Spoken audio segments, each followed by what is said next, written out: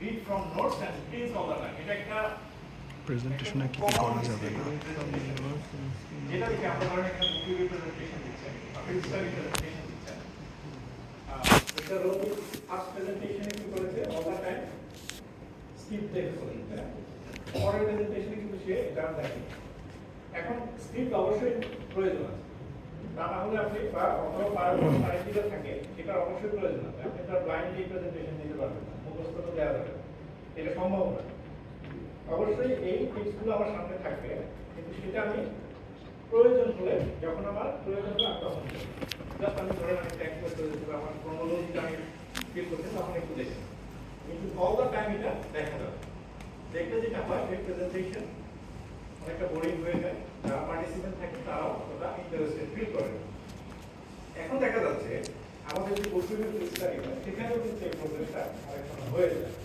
অনেক সময় হয় আমি দেখি দেখা যায় যে আমি পাওয়ার পয়েন্ট স্লাইডে আমার দৃষ্টিটা সবসময় নিবন্ধন রেখে একেবারে পড়ে যায় সেটা কিন্তু আসলে একটা গুড প্রেজেন্টেশন হয় সেক্ষেত্রে অডিয়েন্সকে অবশ্যই কানেক্টেড করতে হবে কিভাবে আই কন্টাক্ট প্রত্যেকের সাথে আমার যাতে রেকর্ড বিল্ড আপ হয় সেভাবে আমার প্রেজেন্টেশনটা দিতে হবে আরেকটা আমরা ভুল করি apologies all the time for being nervous অনেক সময় প্রেজেন্টেশনের শুরুতেই আমি বলে ফেলি বা বলে দিই যে আমি প্রেজেন্টেশন দিচ্ছি তো নার্ভাস ফিল করছি আপনারা কিছু মনে করবেন অনেকে বলি না এরকম প্রেজেন্টেশন শুরু ওটাই কিন্তু একদম প্রেজেন্টেশন শুরুতে একবার ট্রান্সলেট করে এটাই কিন্তু করা যাবে আমি যে নার্ভাস এটা কখনোই কাউকে বুঝতে দেওয়া যাবে না বুঝতে দেওয়া যাবে কনফিডেন্সটা আমাকে আমার চেষ্টা করতে অবশ্যই দেখাইতে হবে আমি যতটুকু নার্ভাস ছিল টার্ন ব্যাক অন অডিয়েন্স যেমন ধরে আমরা অনেক সময় প্রেজেন্টেশন দিই আমি ধরে এভাবে পরে পরে গেলাম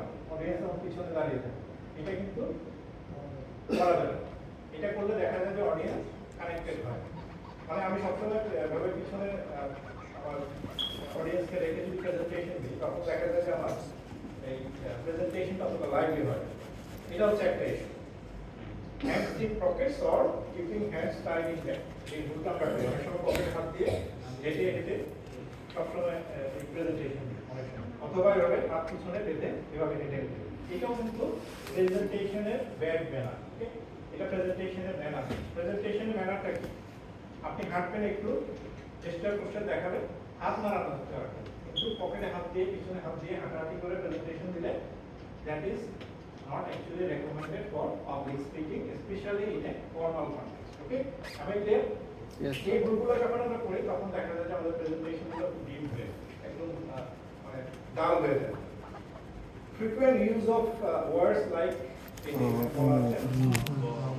এগুলো আমরা কখন করি বলেন তো নার্ভাস থাকি যখন নার্ভাস হয়ে গেলে আমরা করি যেমন ধরেন আমার যখন ওই যে আমি ফার্স্ট প্রেজেন্টেশন করছি যখন আমি আরো ভোকাবুলারি হয়ে যায় তখন দেখা যায় ইউনো ঠিক তারপরে এই ধরনের আরো অনেক ওয়ার্ড আবার মনের মধ্যে চলে আসে এবং প্রেজেন্টেশনের সময় দেখা যায় আপনি দেখবেন যে অনেক সময় প্রেজেন্টেশন দিতে গেলে ওকে ইউনো এই ধরনের শব্দগুলো অনেক বেশি চলে আসে এবং ওই যে আমি আকার করছি এটা ওটা কিন্তু আমার নার্ভাসনেসের একটা এই ধরনের ওয়ার্ড ইউজুয়ালি আমরা পাবলিক স্পিকিং এ ফরমাল কনটেক্সটে অলওয়েজ অ্যাভয়েড করব okay right clear okay talk too fast or too slow slow আমাদের একটা অভ্যাস হচ্ছে talk too fast যে প্রেজেন্টেশন একটা রেডি করে নিয়ে আসি তাহলে আমার 30 মিনিট সময় আছে 20 মিনিট পার্টিসিপেন্টদের আর বাকি 10 মিনিট হচ্ছে কোশ্চেন অ্যানসার আর চেয়ার পার্সন থাকবে এই 20 মিনিটের মধ্যে আমরা 10 মিনিট করে দুজন পার্টিসিপেন্টদের ভাগ করা এভাবে কিন্তু আপনাদের কন্ট্রিবিউট স্টাডি প্রেজেন্টেশন হবে অনেক সময় দেখা যায় আমি প্রেজেন্টেশনটা নিয়ে আসি আমার মাইন্ডসেট কিন্তু আমি রেডি করে আসি আজকে গিয়ে একদম করে দিয়ে একদম শেষ করে দিয়ে হ্যাঁ এটা করতে গিয়ে যেটা হয় যে আমি পাওয়ার পয়েন্ট দিলাম একটানে সবগুলো দেখে স্লাইডে শুধু পড়ে গেল আমার যত দ্রুত শেষ আমার অ্যাসাইনমেন্ট শেষ এটা করতে গিয়ে যেটা হয় যে প্রেজেন্টেশনটা আসলে এতটা লাইভলি হয় আপনারা একদম একদম নিশ্চিত থাকেন যে আপনাদের প্রেজেন্টেশনগুলো কিন্তু ভালোভাবে এগুলো লিখতে যিনি চেয়ারপারসন থাকে উনি কিন্তু আপনাদের কাছে হয়তো মনে হবে যে সিরিয়াস নিচ্ছে তা সবাই কিন্তু এটা ভালোভাবে নেয় যার প্রেজেন্টেশন ভালোভাবে দেখা গেছে উনি রেজাল্ট ভালো করেন এবং আমাদের প্রেজেন্টেশনগুলো অ্যাপ্রিসিয়েটেড হয় so try to always be on time এবং ধীরে ধীরে, আপনার এখানে কোনো কিছু ভয় করার কারণ নেই, নার্ভাস হওয়ার কোনো কারণ নেই, তাই না? আবার একদম স্লোলিও করা যাবে, অনেকে আসতে পারে, আমি দেখছি এরকম করতেছে আস্তে আস্তে একেবারে খুব স্লোলি করতে করতে দেখা যাবে আমার 30 মিনিট পার হয়ে 40 মিনিট হয়ে গেছে। এটাও কিন্তু ব্যাড না। আপনাকে এই টাইম ফ্রেমের মধ্যে যতটুকু ম্যানেজ করা যায় সেভাবে আপনার প্রেজেন্টেশনটা রেডি করতে হবে, অথবা পাবলিক স্পিকিং করতে হবে। এখন এটা করতে গেলে কি করতে হবে বলেন তো?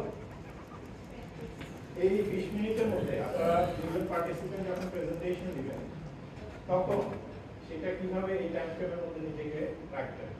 টাইম ওভার হওয়া যাবে না। টাইম যদি একটু 5 মিনিট আগে শেষ করেন that is okay, no problem. Time over হওয়াটা ব্যাড ম্যানার। এই জন্য আমার খুব দ্রুত প্রেজেন্টেশন দেওয়া যাবে না, আবার খুব স্লোলিও প্রেজেন্টেশন দেওয়া যাবে না। এটা আমি পরে দেখাচ্ছি কেন কিভাবে দ্রুত দেওয়া যাবে। এটা হলো কি জোনস, তাই না? আমরা এটা করবো না। এখন দেখি আমরা কি করব, তাহলে কি করা উচিত? Observe eye to eye contact. প্রেজেন্টেশনের ফার্স্ট রংস হচ্ছে অডিয়েন্সের সাথে আই কন্টাক্ট, একদম কানেক্টেড, সবার সাথে চেষ্টা করা কানেকশন, ঠিক আছে? আদারওয়াইজ অডিয়েন্স মনে করবে যে আপনি এটা প্রথম দিন বলা আমি যদি পুরো স্লাইড থেকে শুরু করে যাই তাহলে অডিয়েন্স অতটা কানেক্টেড হবে না। Apply appropriate gesture. Appropriate gesture কি? অঙ্গভঙ্গি, পোশাক পরিচ্ছদ, এটা একটা বিষয়। ফর্মাল প্রেজেন্টেশনে যদি আমি একেবারে ইনফর্মাল ড্রেসে আসি তাহলে দেখা যাবে যে প্রেজেন্টেশনটা অতটা লাইভলি হবে না। এটা পোশাক আশাকের কথা বলছি, আর জেস্চার পোশাকের বিষয়। যেমন ধরেন অনেকে আমরা একটু হেঁটে হেঁটে কথা বলি, যেমন আমি এখন করছি। এখন আমি এটা হচ্ছে কি ওয়ান কাইন্ড অফ জেস্চার পোশাক, হাত নেড়ে কথা বলা, একটু হাঁটা, একটু অডিয়েন্সকে বোঝানো, এগুলো হচ্ছে ওয়ান কাইন্ড অফ জেস্চার, অডিয়েন্সের সাথে কানেক্টেড করা। এখন আমি যদি সারা রুমে হাঁটা শুরু করি এটা কি হবে? এটা জেস্চার। জেস্চারগুলো হচ্ছে এই ধরনের, আমাকে এটা আগে থেকে একটু ধারণা থাকতে হবে। Glance at notes once in a while, মানে কি আমার হাতে অবশ্যই নোট থাকে, হ্যাঁ? নোট ছাড়া তো আমি প্রেজেন্টেশন দিতে পারবো বুঝে নেওয়া, অথবা আমার হাতে নোট থাকবে অথবা পাওয়ারপয়েন্ট স্লাইড রেডি থাকবে। এখন এই পাওয়ারপয়েন্ট স্লাইডে আমি মাঝে মধ্যে তাকাবো, মাঝে মধ্যে তাকিয়ে আমার টপিকসটাকে আমি আমার লাইনে রাখবো। এখন এই লাইনে রাখতে গেলে অবশ্যই এটা লাগে, কিন্তু এমন না যে আমি সারাক্ষণ নোটের দিকে তাকিয়ে থাকবো অথবা স্ক্রিনে তাকিয়ে থাকবো। এটা করতে গেলে প্রেজেন্টেশনটা লাইনে থাকবে। Involve the audience, very much important. অডিয়েন্সকে ইনভলভ করা কিভাবে বলেন তো? asking question one of the way আর কি হতে পারে? পার্সোনাল এক্সপেরিয়েন্সের কথা বলেছি, হঠাৎ করে পার্সোনাল এক্সপেরিয়েন্স কথা বলা, অথবা আপনার যদি ধারণা থাকে যে পার্টিসিপেন্ট অথবা অডিয়েন্সটা কোন ব্যাকগ্রাউন্ডে অথবা কোন ধরনের প্রেজেন্টেশনের সাথে কোন ধরনের অডিয়েন্স আপনার ফেস করছেন, তাহলে সেই অডিয়েন্সের ব্যাকগ্রাউন্ড জেনে আপনার সেই ধরনের টপিকস অথবা ইস্যু একজনকে জিজ্ঞেস করেন। তখন দেখবেন যে আপনার প্রেজেন্টেশনটা অডিয়েন্স কিন্তু ইনভলভ হয়ে যাচ্ছে। এটা কিন্তু একটা বিরাট চ্যালেঞ্জ। প্রেজেন্টেশনের সবচেয়ে বড় চ্যালেঞ্জ হচ্ছে অডিয়েন্সকে কানেক্ট রাখা, এটা মনে রাখবেন। কারণ অডিয়েন্স যদি ডিসকানেক্ট হয়ে যায় দেখা যায় যে বিভিন্নখানে পকেটস অফ ডিসকাশন চলতে থাকে। পকেটস অফ ডিসকাশন বিশেষ করে বুক রিভিউ স্টাডিতে কমনলি একটা সমস্যা হয় যে দেখা যায় যে একটা পার্টিসিপেন্ট প্রেজেন্টেশন দিচ্ছে, ওই কোনার মধ্যে একজন ডিসকাস করছে, ওই কোনার আরেকজন ডিসকাস করছে। এইটা কিন্তু অডিয়েন্সের জন্য যেমন সুখকর বা কমফোর্টেবল বিষয় না, প্রেজেন্টারের জন্য কমফোর্টেবল। এই জন্য Mr. Board is this sir, publicity more or less অনেকটা কাছাকাছি। এক্ষেত্রে কি স্যার মানে আমাদের অডিয়েন্সকে ইনভলভ করার জন্য কি স্যার আজকে কোশ্চেনটা কি স্যার একটা পাবলিসিটি থাকে কিনা? অবশ্যই আমি এটা বলছি, আরো পরে আরেকটা ইস্যু আছে দেখাচ্ছি অডিয়েন্সকে কিভাবে ইনভলভ করা। এক্সটেম্পোর স্পিচ কিন্তু একটা ডিফারেন্ট ইস্যু, হ্যাঁ, যদিও ওইটাও পাবলিক স্পিকিং এর ক্যাটাগরিতে পড়ে। এক্সটেম্পোর স্পিচটা মানে হচ্ছে উপস্থিত বক্তৃতা। ধরেন আপনি এখানে আমি আসছি, সাধারণত যেটা হয় মানে আমার সহকর্মী বা বন্ধু যে জিনিসটা করে আমি সবসময় দেখেছি যে আপনাকে একটা টপিক সেখানে র্যান্ডমলি দিয়ে দেবে, ওকে, র্যান্ডমলি দিয়ে দিবে। গুগলে আপনার ওই যে ইয়ে থাকে না, কি বলে পার্টিসিপেন্টের সংখ্যা অনুযায়ী একটা নাম্বার থাকে, ঘটা নেই গুগলের মধ্যে করে, যার নামটা আসবে উনি উঠে